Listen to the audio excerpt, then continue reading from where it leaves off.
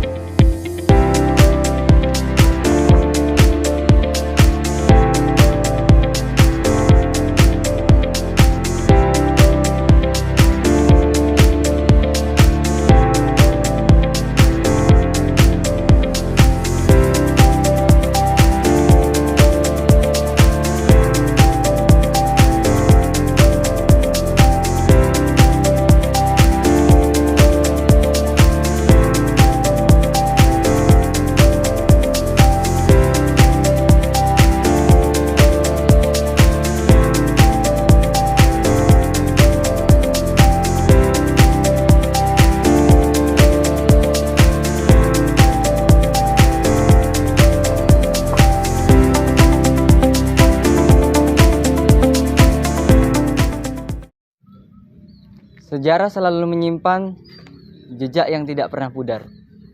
Yang mana kita saksikan di sini yaitu salah satu yang ada sejarah yang ada di Kabupaten Jombang, yaitu petilasan Damarwulan yang menggambarkan seorang heroiknya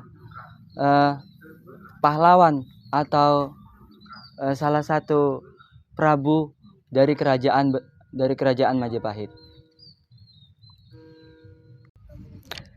Damarwulan adalah seorang pemuda, di mana dia dulu adalah seorang pemuda yang hanya bekerja sebagai pencari rumput ataupun penjaga kuda. Tapi di suatu kisah di mana ratu atau bisa dikenal Kanjeng Ratu Kenconowu mendapat suatu isyarah atau mimpi di mana ada seorang pemuda yang menyanggupi akan bisa mengalahkan seorang pemberontak yang bernama Minak Jinggo.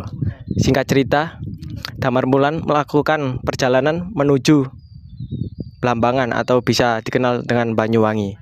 Dan di sini adalah salah satu tempat di mana beliau bersinggah, mungkin untuk istirahat dan lain-lain. Dan pada akhirnya Damarwulan melakukan peperangan.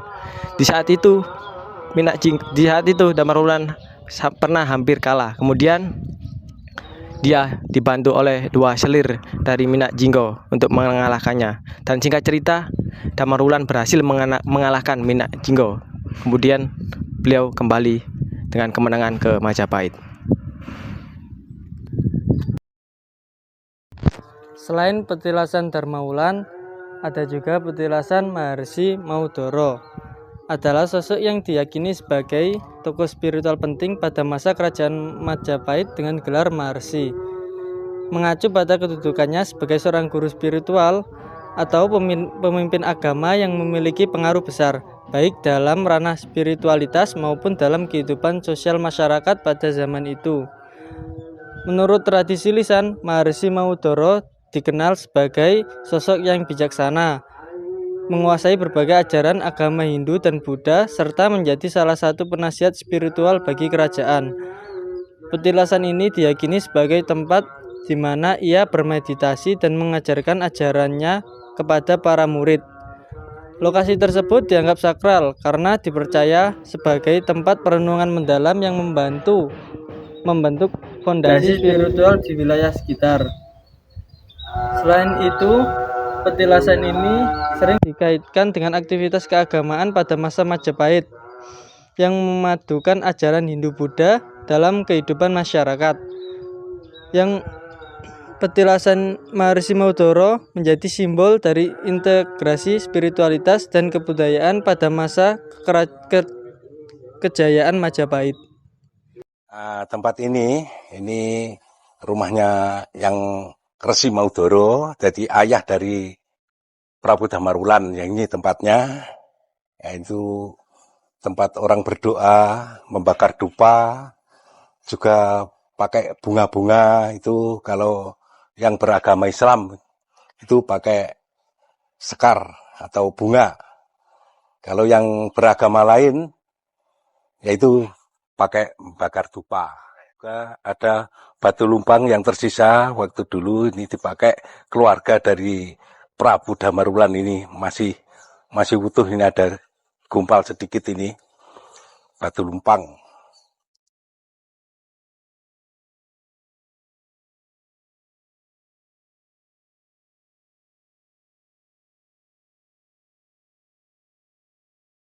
Nah, ini regol hitam ini. Regol itu pintu masuk. Ya, pintu masuknya Damarwulan dulu waktu ngarit dari sana, itu masuknya itu ke sini. Regol terus dibawa ke situ, ke Sendang situ. Nah, itu ini namanya regol. Regol itu pintu masuk. Di petilasan Damarwulan ini juga tersedia kolam air. Nah, dalam sejarahnya kolam air ini adalah salah satu kolam yang digunakan sebagai tempat penyucian diri bagi Damarwulan dan para petapa yang datang ke Petelasan. Air ini dianggap keramat, dipercaya memiliki khasiat tertentu. Ada kepercayaan bahwa kolam ini sering memberikan tanda atau petunjuk sebelum terjadinya peristiwa besar. Contohnya, seperti dikisahkan bahwa kolam ini akan bergetar beberapa kali sebelum terjadinya tsunami Aceh. Nah, masyarakat sekitar sering melakukan ruatan atau upacara pembersihan diri di kolam ini. Beberapa cerita menghubungkan kolam ini dengan masa kejayaan Majapahit. Kolam ini dianggap sebagai bagian dari kompleks petilasan yang dibangun untuk menghormati Damarwulan sebagai salah satu tokoh penting dalam sejarah Majapahit. Petilasan di Jombang ini diyakini sebagai tempat singgah Damarwulan atau menjalani bagian dari perjalanan hidupnya. Meskipun sebagian besar kisah Damarwulan terjadi di Blambangan atau sekarang Banyuwangi, namun Jombang juga menjadi bagian salah satu.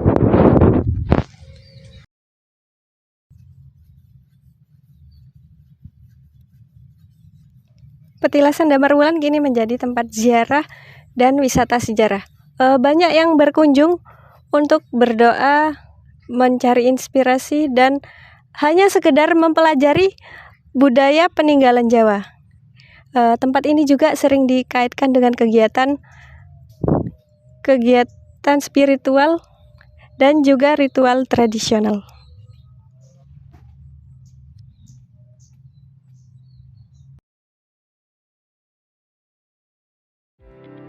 Beberapa kisah menyatakan Damarwulan memang pernah menguasai Majapahit, tetapi hanya sebentar. Eksistensi Damarwulan sebagai seorang raja masih diperdebatkan. Beberapa memang meyakini bahwa Prabu Brawijaya I seperti yang tertera di papan nama petilasan.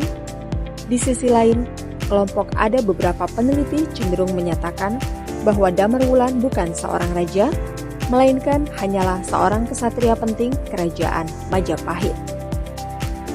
Di beberapa titik petilasan masih sering ditemukan sisa sesajen yang digunakan oleh para pertapa yang mengunjungi dan bermeditasi di tempat ini. Terpasang pula papan nama lokasi petilasan yang menyatakan lokasi ini adalah petilasan Maharesi Maudoro yang merupakan ayah Damarwulan. Sedangkan Damarwulan sendiri dipercaya sebagai Prabu Brawijaya I. Dugaan Damarwulan adalah Prabu Brawijaya I memunculkan sebuah keraguan. Sebuah kejanggalan kembali muncul, di mana Majapahit adalah sistem kerajaan yang jelas menganut sistem dinasti untuk para suksesinya. Bila ayah dari Damarwulan adalah Maharesi Maudoro yang bukan seorang raja, berarti Damarwulan jelas bukan seorang raja. Karena seorang raja dari kerajaan besar seperti Majapahit pasti mewariskan tahtanya pada keturunannya sendiri, bukan pada orang lain. Jadi misteri ini juga belum terkuak. Cerita rakyat tentang Damarwulan juga simpang siur. Antara kisah cintanya dengan Dewi Anjasmoro, pernikahannya dengan Ratu Kencenowungu, dan cerita paling terkenal tentang pertempurannya dengan Raja Minakjingga dari Kerajaan Blambangan. Pastinya, sang kesatria Damarwulan memang tokoh utama dalam penaklukan Raja Minakjingga dari Banyuwangi. Minakjingga ingin lepas dari Majapahit karena merasa dikhianati Ratu Kenconobungu yang awalnya bersedia menikah dengannya. Damarwulan adalah kesatria yang ditugaskan untuk menumpas perlawanan dari kerajaan bawahan Majapahit ujung timur Pulau Jawa itu. Pertarungan yang begitu sengit terjadi hingga Damarwulan berhasil membunuh Minakjingga dan sukses menumpas pemberontakan dari Blambangan. Sistem kerajaan zaman dulu memang saling bunuh untuk memperluas kekuasaan. Meski seorang panglima perang yang sukses menorehkan sejarah menumpas pemberontakan kerajaan bawahan, Damarwulan tetaplah rakyat biasa yang bukan bangsawan. Dia hanyalah seorang kesatria, bukanlah seorang raja. Wajar, namanya tidak tercantum di dalam negara Kertagama. Cerita Damarwulan sendiri hanya bukti artefak dan tak ada bukti autentik yang paling bisa dipercaya tentang Damarwulan selain sebuah naskah kuno berupa Serat Damarwulan yang ditulis tahun 1815. Majapahit hidup di era 1300 hingga 1500-an. Laskar Medang memperkirakan sang kesatria Damarwulan hidup di era Raja Jayanegara yang ada di awal Majapahit. Para peneliti sejarah dan kesusastraan kuno masih mengeksplorasi Serat Damarwulan untuk menggali lebih dalam lagi kisah sang kesatria.